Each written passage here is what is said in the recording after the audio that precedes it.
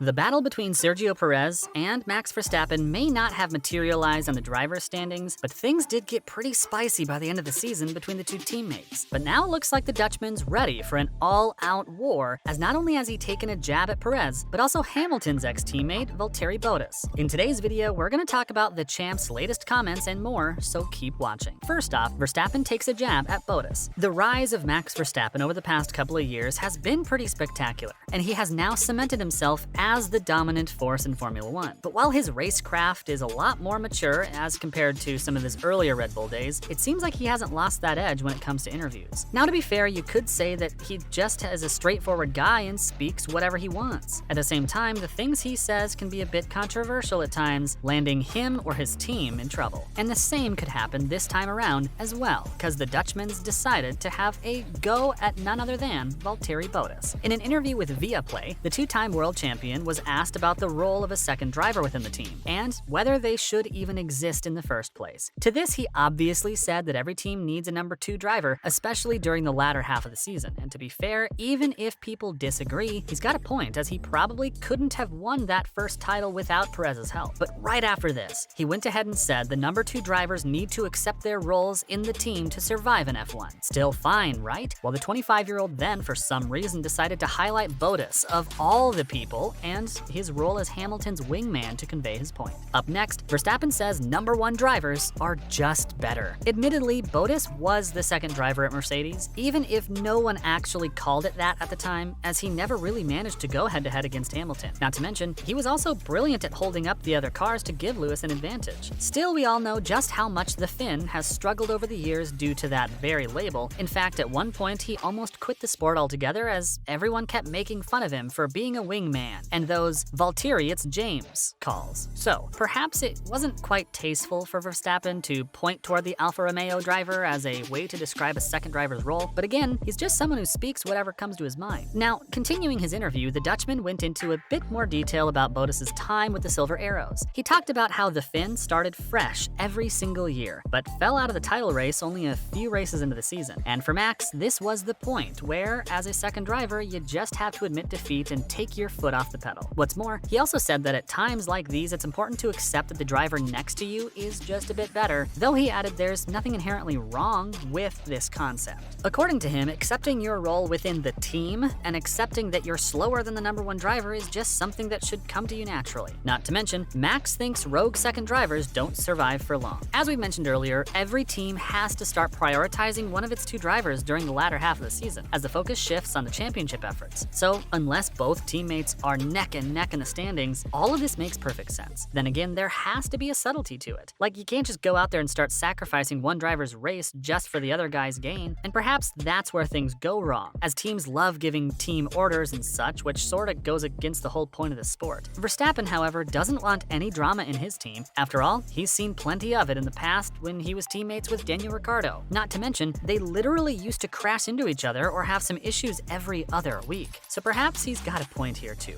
But again, he had to go ahead and really hammer in his point, as according to him, it was important that Bottas accepted his place in the team because some other drivers can't do that, and then everything goes haywire. He said that Finn's podiums and a couple of wins here and there were still good enough to help the team overall, while also not hindering Hamilton's own title charge, and that's the most important thing, to be a team player. If you don't do that, however, then you're not gonna survive in the sport for very long. What's more, was Bottas actually a wingman at Mercedes? Now, of course, Valtteri's stint with the Silver Arrows wasn't exactly what you'd call prolific, but he was still better than most people give him credit for. Take 2019 and 2020, for instance. He was rapid during both of these years, and was even trading blows with Hamilton, well, at least up until the Brit just sped away and never looked back halfway through the season. Not to mention, the Finn always had the tendency to start off strong, which meant the team couldn't just make him a second driver from the get-go. At the same time, though, these strong starts seldom turned into any actual title charge, as Bottas often struggled to even get P2 in the Drivers' Championship. In 2017 and 18, for example, when Sebastian Vettel was absolutely killing it in that Ferrari, he didn't even manage to finish in P2. As a matter of fact, 2018 was perhaps one of the worst years of his career, as he finished P5, even falling behind Max Verstappen, who was in the 3rd fastest car that year. Then again, he was still instrumental in Mercedes' success that year and helped Hamilton a lot throughout the season. So perhaps that's what Max means with his second driver comments as well. Like, the moment you accept your role in the team and Get rid of that doubt, things start to click.